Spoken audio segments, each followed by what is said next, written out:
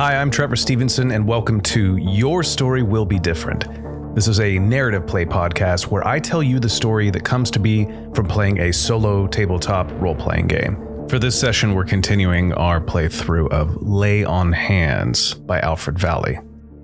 We're picking up where we left off last time with our hero Norbert on his quest to find the parts he needs to save his sister in cryosleep. Unfortunately, he's made a grim discovery.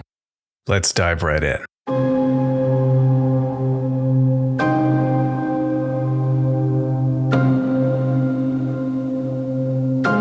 In a world where the sun no longer promised a new dawn, but rather cast light on the ruins of a civilization that once thrived, Norbert trudged through the desolation, his heart heavy with a purpose that was both a beacon of hope and a harbinger of personal doom.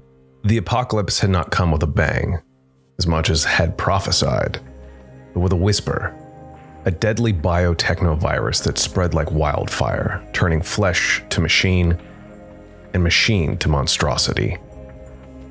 Humanity's quest for transcendence had culminated not in enlightenment, but in a grotesque parody of evolution, orchestrated by the very minds that had sought to usher in the era of the technological singularity.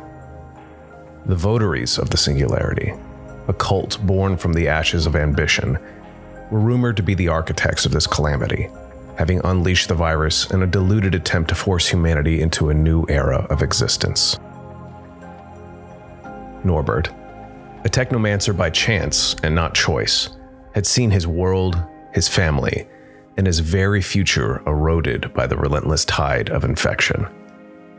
Now, with the remnants of society scattered and broken, his focus narrowed to a single point of light in the darkness.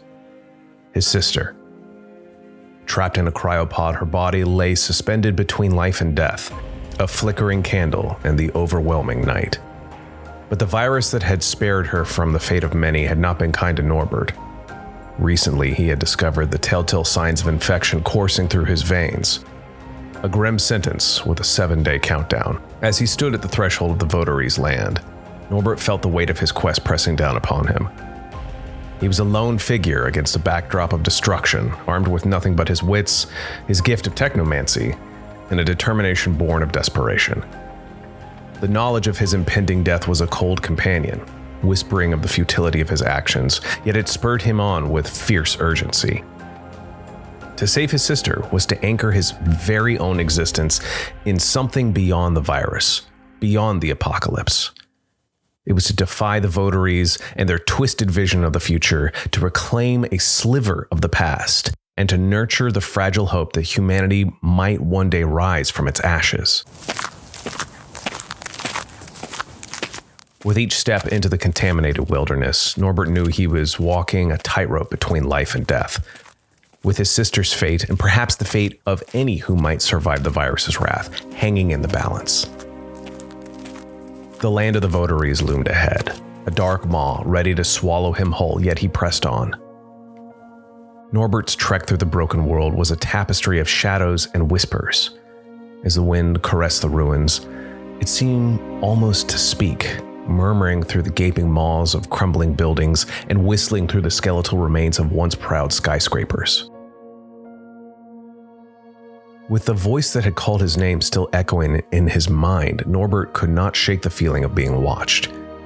He paused, glancing over his shoulder, half expecting to see a figure silhouetted against the devastation, but there was nothing.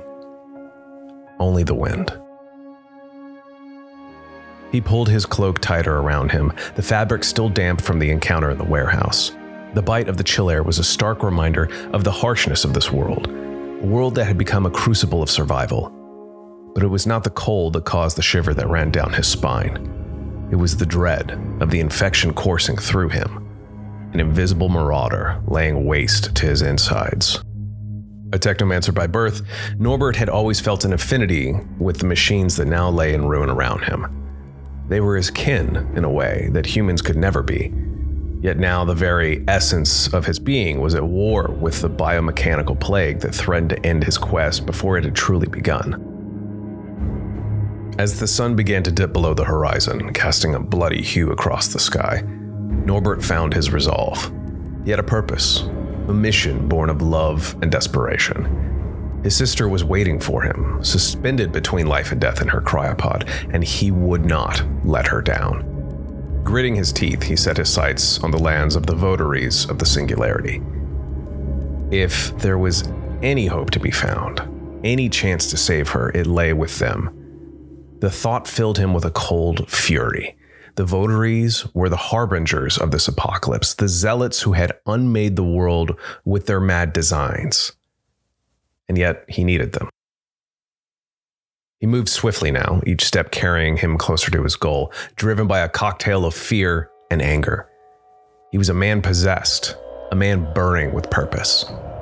He could feel the virus spreading, feel its tendrils probing deeper into his system, but he pushed the pain aside. There was no room for weakness. Not now.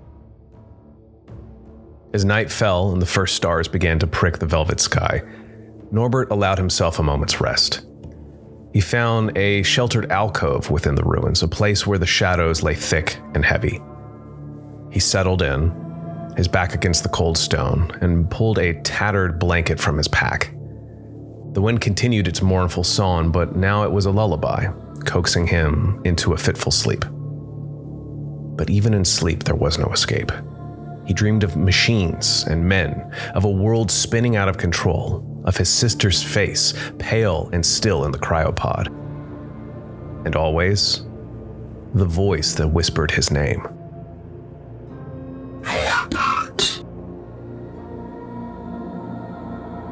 He awoke with a start, his heart racing. The night was silent now, the wind having died down to a gentle whisper. He checked the pouch that contained the part for his sister's cryopod, finding comfort in its presence. It was still there, still safe. But time was running out. Rising to his feet, Norbert steeled himself for the journey ahead. The land of the votaries were close now. He could feel it. He could feel the pull of the machines, the call of the Singularity. It was a siren song luring him forward. He would answer the call. He would save his sister or die trying. Another day's walk and the towering concrete walls that marked the boundaries of the land of the votaries loomed before him. He knew outsiders weren't welcome here, even though it would be another day or two of walking before he found a settlement within the walls. His first challenge was to find an entrance. The votaries' movements were still mysterious after all these years, but the walls of their domain seemed impregnable. Leaving his satchel concealed within the hollows of a deadfall, Norbert felt a pang of vulnerability wash over him. Those parts were more than mere mechanisms. They were fragments of hope, meticulously gathered to piece back together a life slipping from the edge of time. He etched the hiding place into his memory, knowing that upon his return, the success of his mission would hinge on their retrieval. The gap in the wall, a narrow passage forged by neglect, or perhaps fate, became Norbert's gate into the forbidden. He inhaled deeply, steeling his nerves, and contorted his body to slip through the concrete maw. The walls that the votaries had erected stood as a monolith to their insularity, a grim reminder of the world that was and the enclave that is. As he emerged on the other side, the transition was immediate and jarring. The land within the votaries' domain was an anachronism, a slice of time that the BT virus had otherwise erased from the earth. Streets, though desolate, were clear of debris. The buildings, while showing signs of age, were intact and purposeful. It was as if the votaries had chosen to deny the apocalypse, to refute the desolation that reigned beyond their walls. But the signs of the plague were there. Machines, like petrified beasts of a forgotten era, lay scattered across the streets, their blackened veins of corruption dried and split, revealing the inexorable reach of the virus. A shudder coursed through Norbert as he pondered his own fate. The image of his body, dried and cracked like the machines before him, flashed across his mind. A future self he might never escape. As dusk painted the sky in the shades of fire and ash, Norbert skirted the fringes of the first settlement. The votaries, shrouded in their mysteries, were not known for their hospitality to strangers. He needed information, an insight into where the votaries might hoard uncorrupted technology, crucial for the resurrection of his sister. But such knowledge would not be surrendered freely. It would require cunning and perhaps a touch of the technomancer's charm he had relied on so often before. Finding a secluded spot, he observed. The votaries moved with purpose, the robes catching the dying light as they attended to their machines. It was clear that the cult maintained their tech with reverence, a stark contrast to the world Norbert knew, where every scrap was scavenged and survival was the only creed. Night fell, and with it, an eerie silence enveloped the settlement. It was then that Norbert made his move, approaching a lone figure who appeared to be tinkering with a console that flickered with intermittent life. "Excuse me, friend," Norbert ventured, masking the urgency in his voice with a feigned casualness that belied his racing heart. "I'm in search of some components, rare ones. I've traveled far, and I hear that such treasures might be found here, with those who understand their true value." The votary paused, turning a slow, measured gaze upon the stranger before him. Norbert held his breath, aware that these next moments would shape the course of his quest, for ill or for good.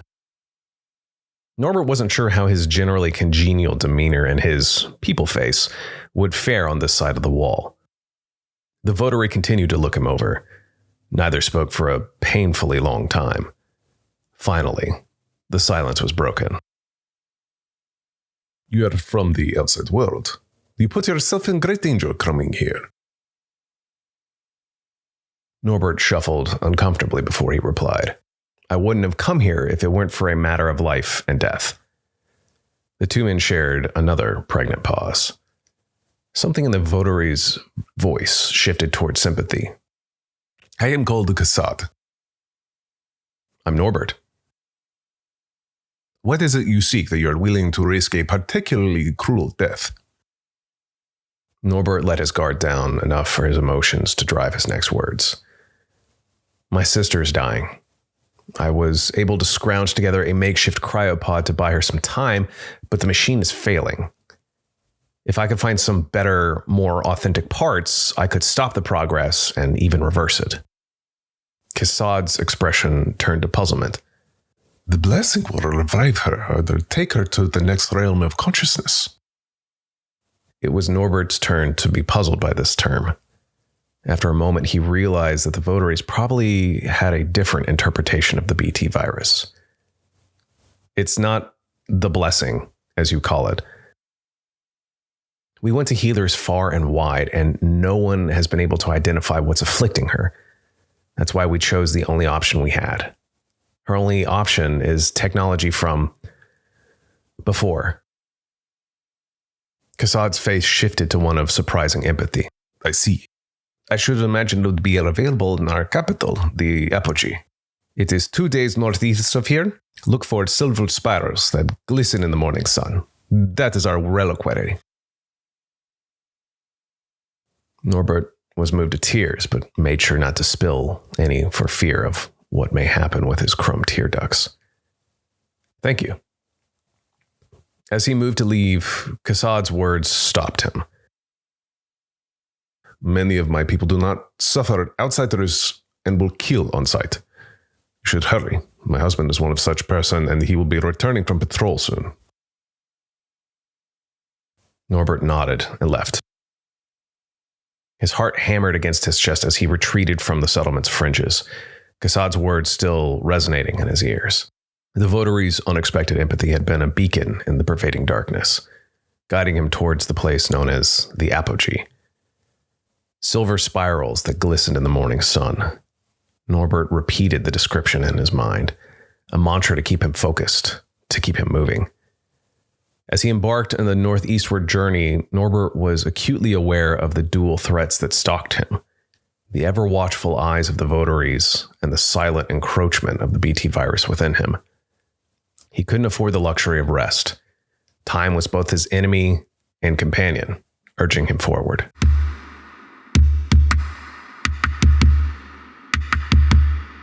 The terrain gradually changed as he traversed the landscape. Buildings that once hinted at decay now stood firm and resolute, a testament to the votaries' resilience, or perhaps their denial of the world's fate. Norbert marveled at the infrastructure that seemed untainted by time and chaos.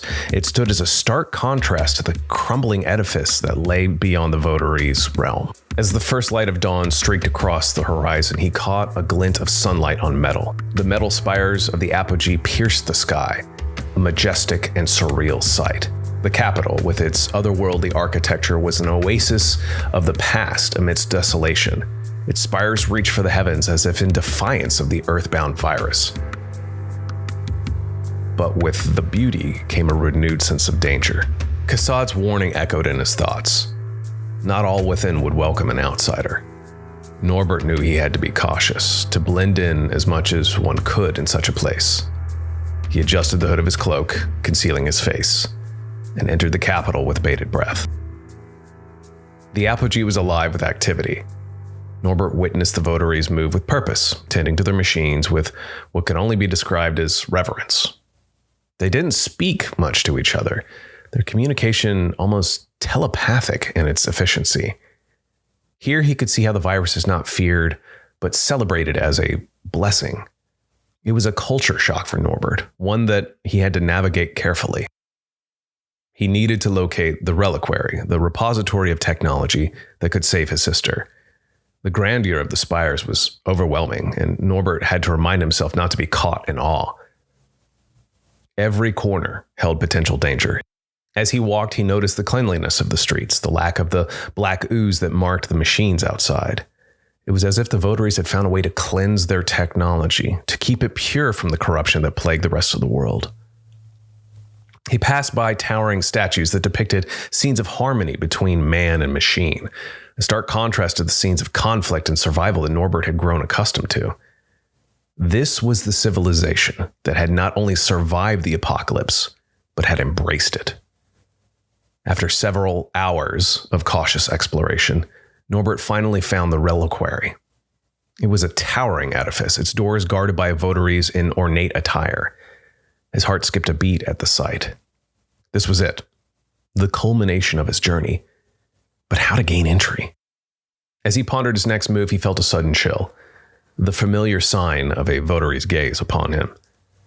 He turned to see a figure cloaked in the darkest robes of the votaries, their face hidden, yet their intent clear. They knew he did not belong. Norbert's mind raced. He could run, but where to? He could fight, but how? With a flash of insight, he reached into the depth of his cloak and withdrew a small, intricate device, a remnant of his own world, a token of technology. "I seek an audience with the keepers of the reliquary," Norbert declared, his voice steady, the device held aloft. "I bring a gift, a piece of technology lost to time, in exchange for passage and the chance to barter for what will save a life dear to me." The votary hesitated, then stepped aside, gesturing for Norbert to enter. It was a gamble, but it had paid off. With a silent prayer for his sister, Norbert stepped through the doors of the reliquary into the heart of the votary's power, his quest teetering on the edge of hope and despair.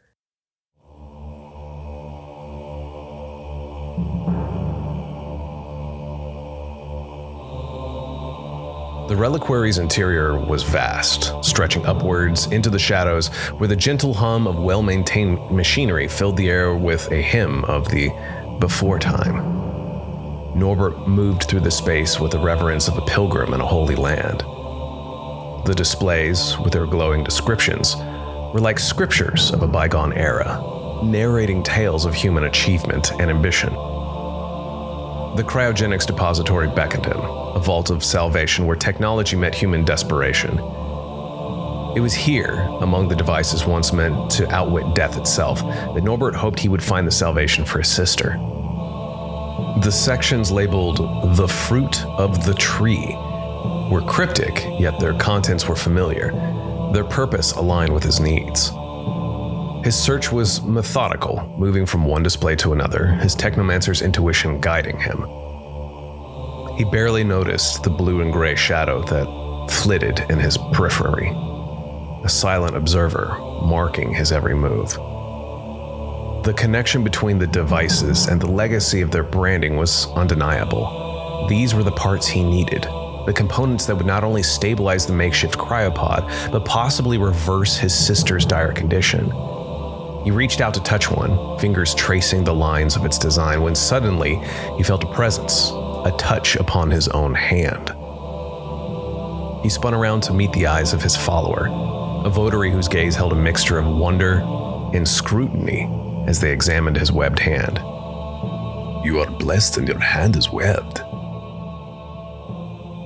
the votary whispered in awe, almost to himself as much as to Norbert. "Your arrival was foretold in the beforetime. Tell me, where is your sister?" Norbert's heart raced. He withdrew his hand slowly, ensuring that his movement was not perceived as a threat. "My sister lies in stasis, waiting for me to return with these parts," he responded, his voice steady despite the pounding in his chest. "She's beyond these walls, where the blessing you seek does not bring foresight, but an ending." The votary's eyes softened. "I am Archivist Yisold," he said, his tone carrying a note of reverence. "You have come for the fruit of the tree, a term we use for technology that holds life-giving properties. It is sacred to us, but it seems your need is genuine." Norbert nodded. "Yes, it is. I have no ill will towards your ways or beliefs. That's everyone's prerogative. I only wish to save her." Yisold regarded Norbert with a piercing gaze, as if weighing the sincerity of his plea against the teachings of the votaries.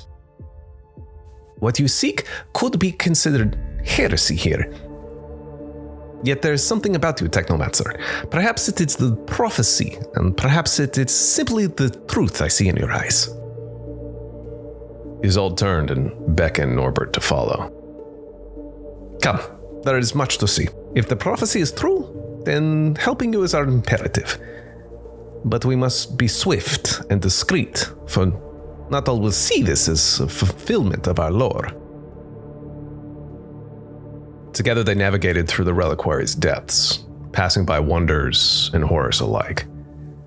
Machines that whispered of life, and others that murmured of death.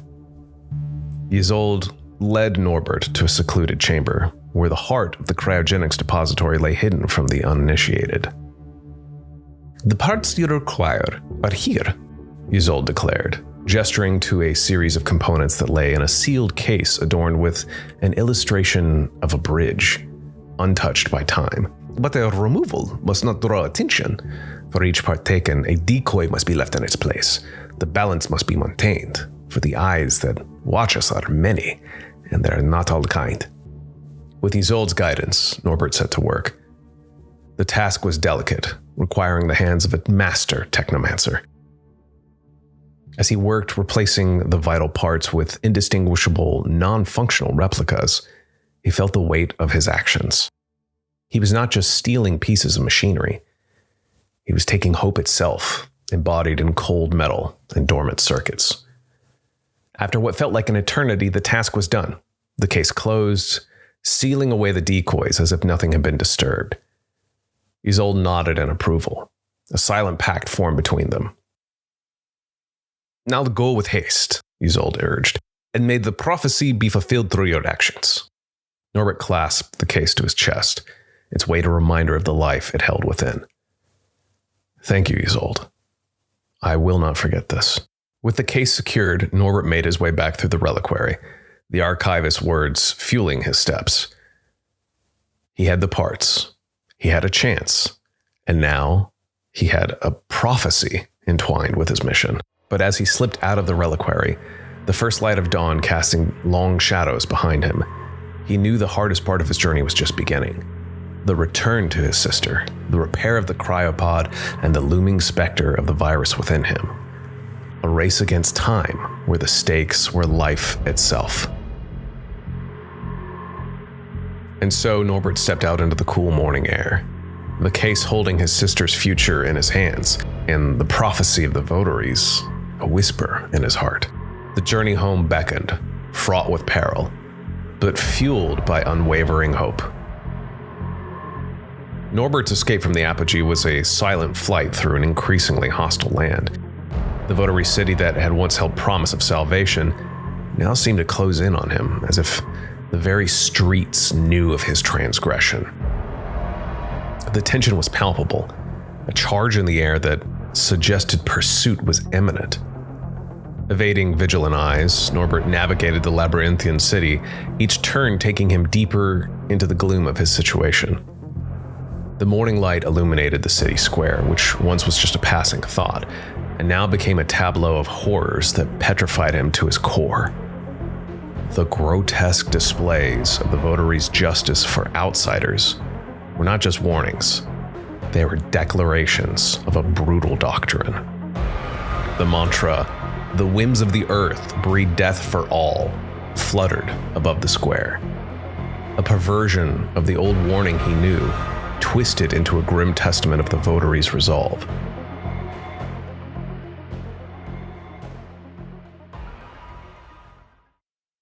A single chrome tear betrayed his stoicism. He wiped it away, a silent vow that he would not meet the same fate as those poor souls. When he finally emerged beyond the walls, the dread he felt was compounded by the absence of his satchel. A note held in place by a dagger with its chilling message confirmed his worst fears. The votaries knew, and they would not let this slight go. His sister, his mission, his very life were now at stake. Norbert's desperation grew with each step he took towards the fragile hope that was his home.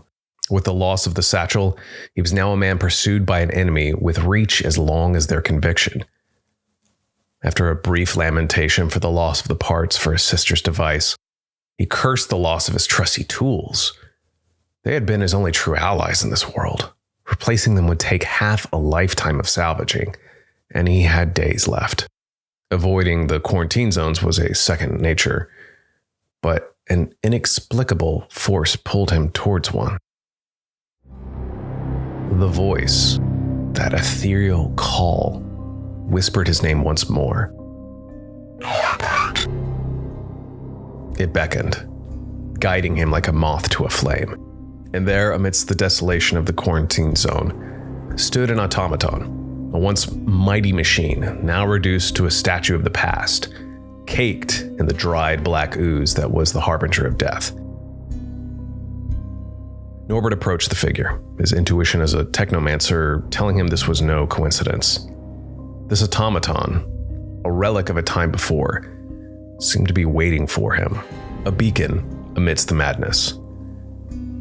He placed a trembling hand upon the chassis of the automaton, and the voice became clear.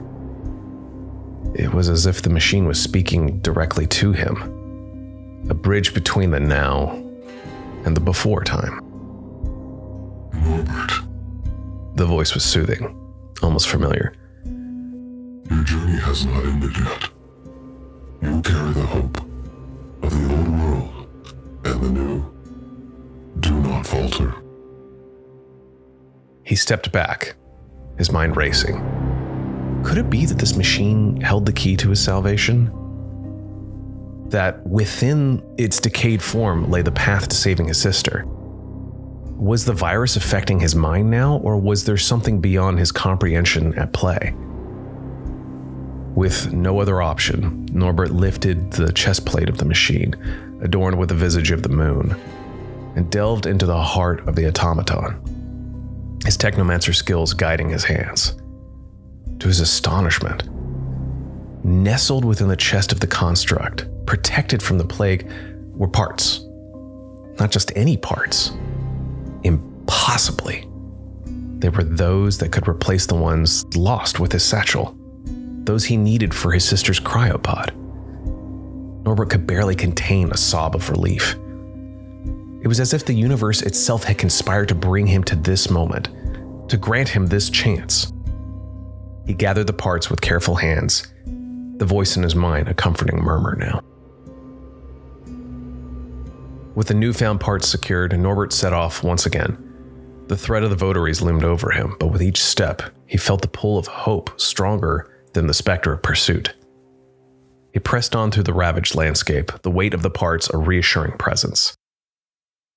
As the distance to his makeshift home shortened, the weight of his task, the enormity of his journey, and the spectral presence of the virus within him all coalesced into a single thread of determination. For his sister, for the world that was, and for the world that could still be, Norbert would not yield. He arrived at the threshold of the place he had once fled, his breaths coming in ragged gasps, his body alight with the white-hot burn of exertion and the encroaching virus. His exertion seemed to have accelerated his executor. But his spirit, bolstered by the journey, the voice, and the undeniable will to save his sister, remained unbroken. With the parts now in hand and the voice guiding him still, Norbert prepared for the final act of his quest, the resurrection of hope in a world that had all but forgotten its taste. Norbert's return was a clandestine rush against the dying light. He skirted the shadows of the quarantine zone, the ominous voice that had guided him now silent, its message delivered. With every step, he anticipated the votary's emergence, ready to defend his final hope with the fervor of a desperate soul. The inner sanctum of what once was home now resonated with the rhythm of life-saving machinery.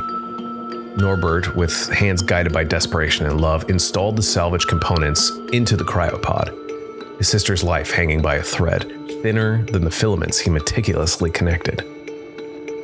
His maintenance was complete. He stepped back and activated the new components. Nothing happened. Worse still, seemingly out of spite, his sister's cryopod became silent as death. It had failed, just as he had. The silver poured down his face as he collapsed against the machine, now nothing more than a glass casket. He looked at his hands, and inspiration struck him like lightning. Norbert allowed himself to fall into the trance and began tapping out the inscrutable rhythm with his webbed hand. But this time, a chorus of thousands of voices harmonized with him in his mind. The cryopod hummed to life, the light steadying to a hopeful glow. Norbert watched, breath held tight in his chest as signs of life fluttered on the monitors. Then, her eyelids fluttered open, and for a fleeting moment, Norbert's world was perfect. Her hands reached for his, fingers entwining. A moment of reconnection, of hope triumphing over despair. Her voice, weak yet clear, cut through the stillness. Norbert? He smiled, the warmth in his eyes belying the cold onslaught of the virus within him. Yes, it's me. You're safe now. But the price of this miracle was high, and Norbert could feel the virus coursing through him with renewed vigor, claiming its due for the life he had snatched from its grasp. The pain was white-hot and searing, spreading from his core to the extremities of his once dexterous hands. Outside, the world was silent, save for the distant hum of machines. The votaries were closing in, the judgment swift and unerring for those who defied them. Norbert knew he would not leave this place again, his fate sealed by the very technology he had mastered.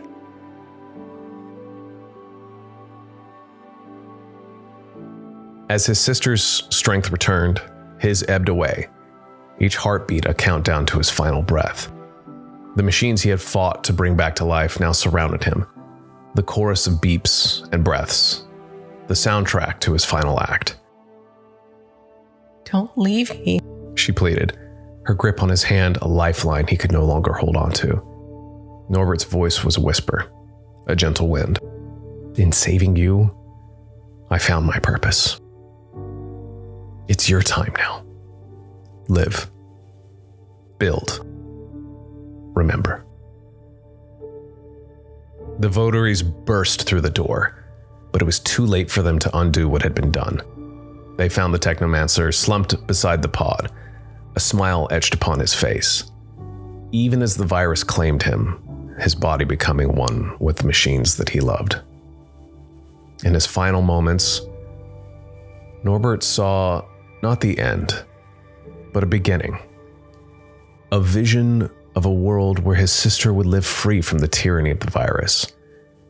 As he slipped away, his legacy was assured, for he had forged a path of hope in a world darkened by despair. His sister, clear tears streaming down her face, understood the sacrifice. She rose, strength blossoming within her, and faced the votaries with the fire of her brother's spirit in her eyes. They cowered in her gaze. Norbert's journey ended, but his sister's was just beginning. With the knowledge and courage he had instilled in her, she would carry on his legacy. The cryopod a testament to his genius, his sacrifice a beacon for all who yearn for a glimpse of light in the darkness. And in the echoes of the empty room, if one listened closely, they could hear the technomancer's final whisper, an echo of love and triumph for a sister given the chance to reclaim her life from the ruins. The chorus in his mind thanked him as his consciousness faded. Well done, Norbert. Well done. The sister, now the bearer of their shared legacy, stepped out into a world that had taken so much and yet had given her the greatest gift, a brother's love, eternal and undiminished by the whims of the earth. She would not let his sacrifice be in vain. She would live, she would rebuild, and she would ensure that the death bred by the earth would now give way to life for all.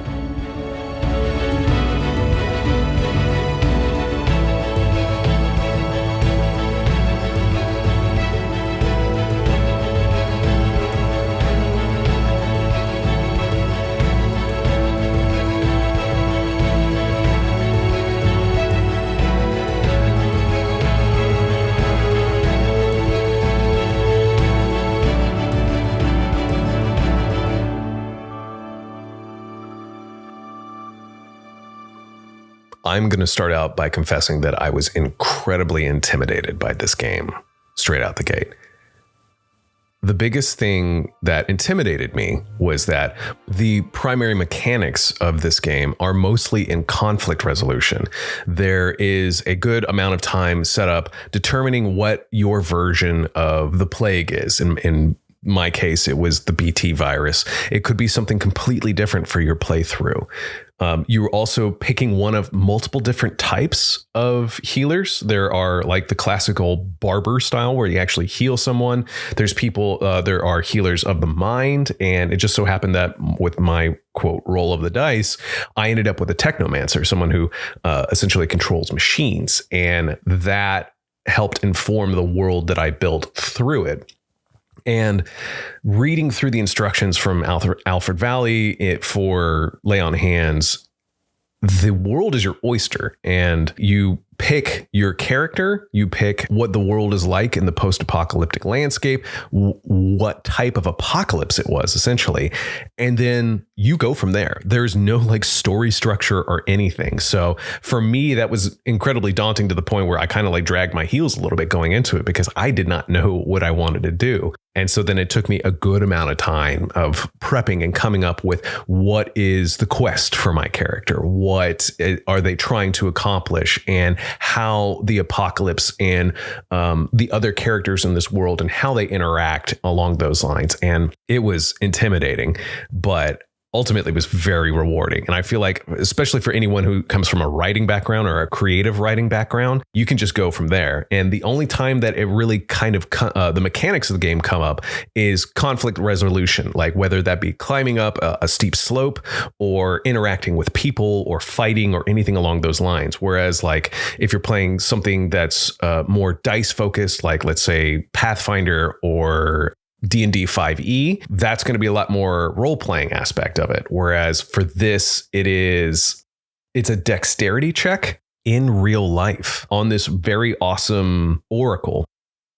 You spin a coin, and while that's spinning, you are doing kind of a doodle test in this maze. And it depends upon what type of interaction you're going for about what type of doodle you're doing. I'm obviously going to put a link so you can kind of see for yourself.